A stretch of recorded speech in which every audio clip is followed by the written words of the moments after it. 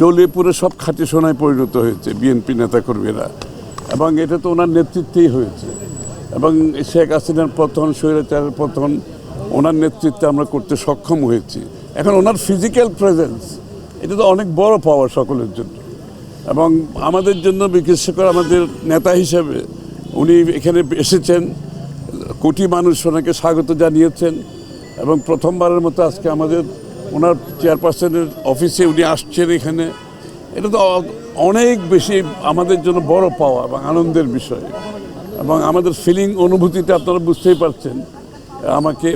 ওনাকে পেয়ে চেয়ারম্যান, আমাদের অ্যাক্টিং চেয়ারম্যান সাহেবকে আমাদের অফিসে পেয়ে এটা তো একটা ভিন্ন অনুভূতি।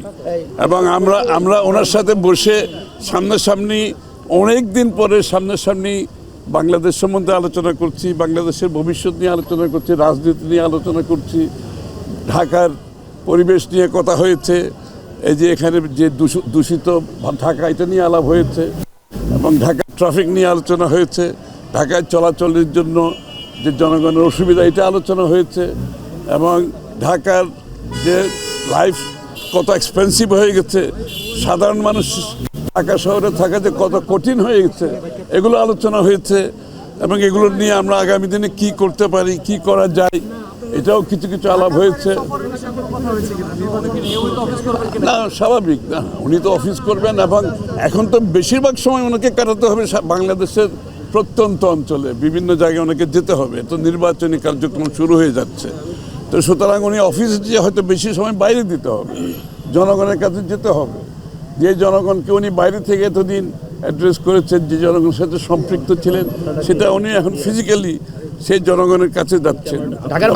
উনি আসার পরে তো সে অনুভূতি বাংলাদেশের জনগণ সেটা প্রমাণ করেছেন যে ওনার অনুপস্থিতি যে ওনারা কত গভীরভাবে উপলব্ধি করেছে, এবং আসার পরে মানুষের মনে যে আনন্দ, যে প্রত্যাশা, যে আকাঙ্ক্ষা দেখেছে, সেটা পূরণ করতে গেলে আগামী দিনে ওরা তো বাংলাদেশের মানুষের কাছে যেতে হবে, কথা বলতে হবে, শুনতে হবে, এবং উনি বলার চেয়ে শুনে নেই বেশি, এটাই হচ্ছে বৈশিষ্ট্য ওনার।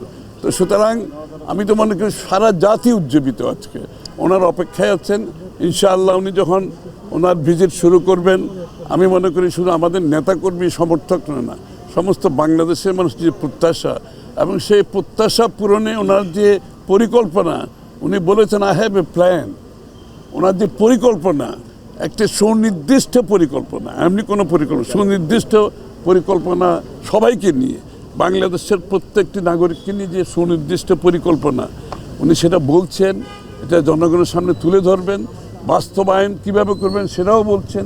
শুধু পরিকল্পনা থাকলে তো হবে না, এটা বাস্তবায়নের জন্য ওনার যে চিন্তা সেটাও বলছেন। এবং আমার মনে হয় জনগণ ওনার যে প্ল্যান, ওনার যে পরিকল্পনা তার অপেক্ষায় আছেন, এবং বাংলাদেশের যে পরিবর্তনের প্রত্যাশা জনগণ করছেন, সেই পরিবর্তন ইনশাআল্লাহ জনাব তারেক রহমান সাহেবের নেতৃত্বে আমরা দেখতে পাবো।